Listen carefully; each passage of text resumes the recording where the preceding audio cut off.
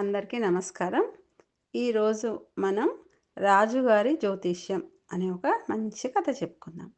అనగనగా మగధ దేశము, దానికి విజయుడు అనే ఒక రాజు ఉండేవాడు. ఆ రాజు తన ప్రజల్ని కన్నబిడ్డల వేరం చూసుకుంటుండేవాడు. అయితే కానీ అతనికి ఒక అలవాటు ఉండేది. ఏంటి అంటే అతను ఎక్కడ జ్యోతిష్యులు వచ్చినా కూడా అక్కడికి వెళ్ళి జ్యోతిష్యం చెప్పించుకునేవాడు. ఈ అలవాటు రాను రాను ఎక్కువైపోయిందన్నట్టు అతనికి. ఎక్కడ జ్యోతిష్యుడు వచ్చాడు అని చెప్పినా కూడా వెంటనే వెళ్ళడం, జ్యోతిష్యం చెప్పించుకోవడం. అయితే ఒకసారి వాళ్ళ మంత్రి కూడా చెప్తాడన్నట్టు రాజుకు.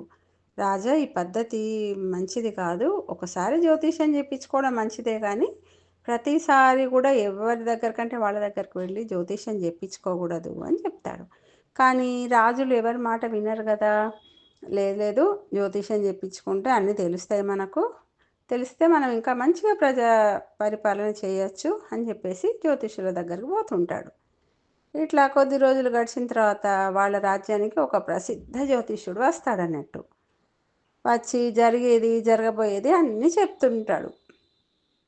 ఈ మాట ప్రజలందరూ వినుకోగా అనుకుంటుంటారన్నట్టు, ఇట్లా మంచి జ్యోతిష్యుడు వచ్చాడు, అతడు అన్ని విషయాలు చెప్తున్నాడని అందరూ అనుకుంటుండగా రాజు చెవిన పడుతుంది. పడగానే వెంటనే మంత్రితో అంటాడు, మంత్రి గారు, మనం ఆ జ్యోతిష్యుని దగ్గర పోవాలి, అతను జరిగేది జరగబోయేది అన్నీ చెప్తున్నాడట అని అంటాడు. రాజు చెప్పిన తర్వాత మంత్రులు వినాలి కదా. సరే మహారాజా, మనం పోదాము, నేను చెప్తాను అతనికి అని చెప్పేసి తెల్లారే రాజు పరివారము మంత్రి అందరు కలిసి ఆ జ్యోతిష్యుని దగ్గర పోతారు. పోయిన తర్వాత అప్పుడు రాజు అడుగుతాడన్నట్టు, జరగబోయేది చెప్పండి అని అడుగుతాడు జ్యోతిష్యుడిని. అప్పుడు జ్యోతిష్యుడు, మహారాజా, జరగబోయేది భవిష్యత్తు తెలుసుకోకూడదు, ఎందుకంటే తెలుసుకుంటే మనకు ఇబ్బందులు వస్తాయి, అట్లా తెలుసుకోకూడదు అని చెప్తాడు. కానీ రాజులు వినరు కదా. లేదు లేదు, జరగబోయేది తెలుసుకుంటే ఇంకా మంచి పరిపాలన చేయొచ్చు, నేను ఏదన్నా మార్పులు చేర్పులు ఉంటే. లేదు లేదు, నాకు జరగబోయేది చెప్పండి అని అంటాడు అన్నట్టు. సరే అని ఒక ప్రత్యేక మందిరానికి తీసుకుపోయి జ్యోతిష్యుడు ఇతనికి చెప్తాడన్నట్టు. కూర్చుంటాడు, ఇట్లా జరుగుతుంది అట్లా జరుగుతుంది కొన్ని విషయాలన్నీ చెప్తాడు రాజుకు. చెప్తే రాజుకి ఇంకా ఉత్సాహం ఎక్కువై కుతూహలంతో అంటాడు, కరెక్ట్గా సరిగ్గా 6 నెలల తర్వాత ఈరోజు ఏం జరుగుతుందో నాకు చెప్పండి అని అంటాడు. రాజుకి ఎందుకంటే చాలా ఆరాటంగా ఉంటుంది భవిష్యత్తు తెలుసుకోవాలని. అందుకని అతన్ని జ్యోతిష్యుడిని అడుగుతాడన్నట్టు, కరెక్ట్గా 6 నెలల తర్వాత ఈరోజు ఏముంటుంది చూసి చెప్పండి మీ జ్యోతిష్యంలో అని అంటాడంట. అంటే జ్యోతిష్యుడు అంటాడు, అట్లా వద్దు మహారాజా, ఇబ్బందులు వస్తాయంటే. లేదు లేదు, నాకు చెప్పండి మీరు అని అంటే, సరే మీరు కోరిన తర్వాత నేను చెప్తాను అని అప్పుడు ఆ జ్యోతిష్యుడు రాజుగారి హస్తరేఖలు అవి చూసి చెప్తాడన్నట్టు. సరిగ్గా 6 నెలల తర్వాత ఇవాళ రోజు మీరు ఒక చిట్టడవిలో, కారు అడవిలో ఉన్నారు. మీ కాళ్ళకు చెప్పులు కూడా లేవు, మీ బట్టలు చినిగిపోయి ఉన్నాయి, మీకు దాహం అవుతున్నది, నీళ్ళు ఇచ్చేవాళ్ళు కూడా ఇక్కడ ఎవ్వరూ లేరు, ఇట్లా కనిపిస్తున్నారు మహారాజా అని చెప్తాడు. చెప్పంగానే రాజుకు ఒకటే గాబరా మొదలవుతుంది. ఎందుకంటే 6 నెలల తర్వాత నడి అడవిలో ఎవరూ లేకుండా, బట్టలు చినిగిపోయి కాళ్ళకు చెప్పులు లేకుండా ఇలా ఉన్నాడు అంటే ఏమై ఉంటుంది అసలు? నా రాజ్యం మీద ఎవరైనా దండెత్తారు కావచ్చు, ఏమైంది, నా పిల్లల్ని నా భార్యను అందరు ఎవరైనా ఎత్తుకపోయినారా, అన్నీ ఎన్నో ఆలోచనలు వస్తుంటాయి ఆ జ్యోతిష్యుడు మాటలు విన్న తర్వాత. అక్కడ ఏం మాట్లాడాడు మహారాజు. అతనికి ఆ జ్యోతిష్యునికి తగినంత ధనం ఇచ్చి మళ్ళీ తిరిగి రాజ్యానికి వస్తారు అన్నట్టు.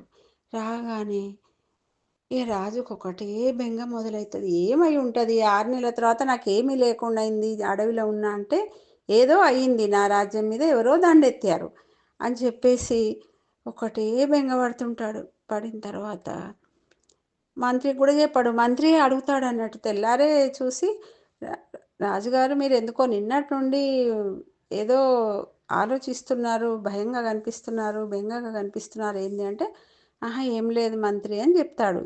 ఎందుకంటే మంత్రికి చెప్తే మళ్ళీ వాళ్ళు కూడా టెన్షన్ పడతారు కదా ఇదంతా అని. ఏమీ చెప్పాడు, మనసులోనే ఉంచుకుంటాడు. ఇంటికి వెళ్ళిన తర్వాత భార్య కూడా అడుగుతుంది, రాణి ఏమైంది చెప్పండి మహారాజా అంటే, ఆహా ఏం కాలేదు, ఏం కాలేదు అంటాడు. ఎందుకంటే రాణికి ఈ విషయం చెప్తే భయపడుతుంది కదా. ఆ ఫలానా రోజు ఇట్లా ఉన్నాడు అంటే ఏ రాజ్యం వాళ్ళు దండెత్తి తన మీదకి వచ్చారు, తన రాజ్యాన్ని దోచుకుంటారు అని కదా అర్థం. ఇవన్నీ రాణికి చెప్పి మళ్ళీ భయపెట్టుడు ఎందుకని ఏది చెప్పడన్నట్టు. ఇట్లా భయపడుతూనే అన్నం తినడు, నీళ్లు తాగడు. ఎంతో ఆలోచిస్తుంటాడు ఎట్లా ఈ గండం నుండి బయటపడాలని. ఇట్లా నెల గడుస్తుంది, 2 నెలలు గడుస్తుంది. రాజు మంచిగా ఆనందంగా పరిపాలన చేసే రాజు సన్నగా అయిపోతాడు. ఏది పట్టించుకోకుండా అవుతాడు. 2 నెలలు అవుతుంది, 3 నెలలు అవుతుంది, 4 నెలలు అవుతుంది. లాస్ట్కి ఒకరోజు ఏం చేస్తాడు మంత్రి, రాజుగారిని కూర్చోబెట్టి, మహారాజా మీరు దేని గురించో దీర్ఘంగా ఆలోచిస్తున్నారు, టెన్షన్ పడుతున్నారు. కాబట్టి అట్లా కాదు, మీరు ఇవాళ నాకు ఏ సంగతి చెప్పాలి మీరు అని అనగానే, సరే మంచిది అని రాజు ఆలోచిస్తుంటాడు చెప్పాలా వద్దా అని. మీరు ఏం ఆలోచించద్దు మహారాజా, నేను దానికి పరిష్కారం చూస్తాను, నాకు తోస్తే చెప్పండి మీరు అనగానే అప్పుడు రాజు చెప్తాడన్నట్టు, ఇట్లా మనం ఆ రోజు జ్యోతిష్యుని దగ్గరికి వెళ్ళినప్పుడు ఇట్లా చెప్పాడు అని. అవునా, మరి మీరు అట్లా చెప్పినప్పుడు దానికి పరిష్కారం కూడా అడగలేదా మీరు అని అడుగుతాడు మంత్రి. ఎందుకంటే ఎవరన్నా ఏదైనా సమస్య ఉన్నదని చెప్పినప్పుడు దానికి పరిష్కారం కూడా చెప్పాలి కదా వాళ్ళే. అంటే అప్పుడు రాజు అంటాడు, ఏమో మంత్రి నాకు అసలు ఆలోచన కూడా రాలేదు. జ్యోతిషుడు చెప్పింది విన్న తర్వాత నాకు ఏది కూడా ఆలోచన రాలేదు, భయమైంది నాకు అని చెప్పి, అందుకని నేనేం అడగలేదు అని చెప్తాడు అన్నట్టు. అయ్యో అట్లానే ఏం కాదు, ఇప్పటికైనా మించిపోయింది ఏం లేదు. ఆ జ్యోతిష్యుడు ఇక్కడే ఎక్కడ మన పక్క రాజ్యాలలో అక్కడ ఉంటాడు, నేను అతని ఆసక్తి తెలుసుకుంటాను, మీరేం కంగారు పడకండి, తప్పకుండా ఈ సమస్యకు పరిష్కారం దొరుకుతుంది మనకు అని చెప్తాడు అన్నట్టు. అనగానే అప్పుడు రాజుకు కూడా ధైర్యం వస్తుంది, నిజమే జ్యోతిష్యుడు ఇట్లా సమస్య ఉన్నదని చెప్పాడు కదా, దానికి ఏదైనా పరిష్కారం కూడా చెప్తాడు కదా, ఆ రోజు అంటే నేను అడగలేదు మర్చిపోయినా, అందుకని చెప్పేసి ఇప్పుడు మంత్రి తెలుసుకుంటా అన్నాడు కదా, ఇక కొంచెం నిశ్చింతగా ఉందాము అని అనుకుంటాడు. అనుకోగానే మంత్రి చెప్తాడు, మహారాజా మీరేం కంగారు పడకండి, నేను తప్పకుండా దీనికి సమస్యకు పరిష్కారం తెలుసుకుంటాను అని అంటాడు. సరే అని రాజు కూడా నిశ్చింతగా ఉంటాడు ఆ రోజు.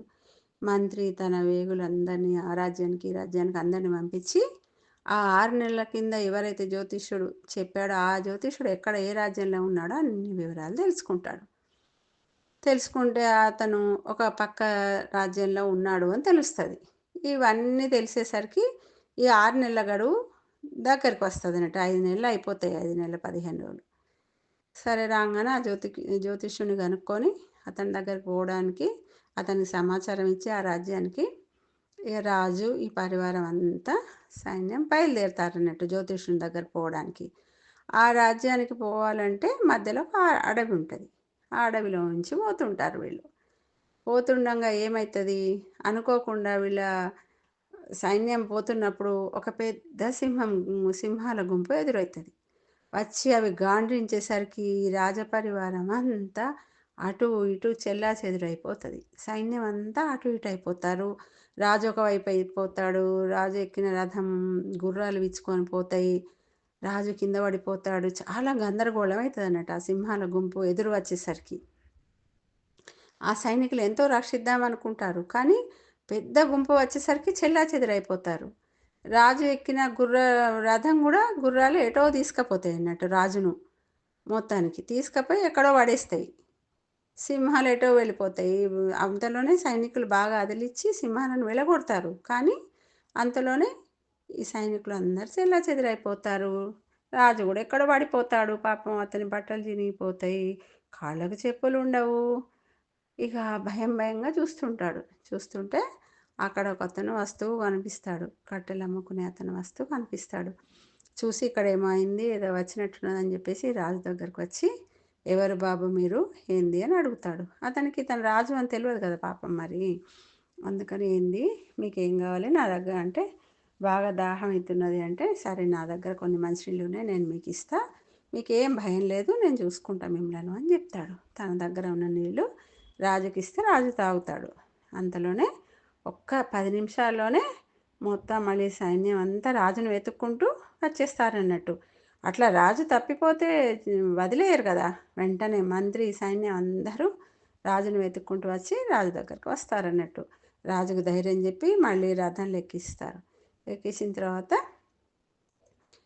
అప్పుడు ఈ కట్టెలు కొట్టే అతనికి కూడా చాలా థ్యాంక్స్ చెప్తారు. ఎందుకంటే రక్షించాడు రాజును. పాపం భయపడుతున్నప్పుడు ఒక మనిషి మనకు ధైర్యం చెప్పడమే గొప్ప విషయం గదా!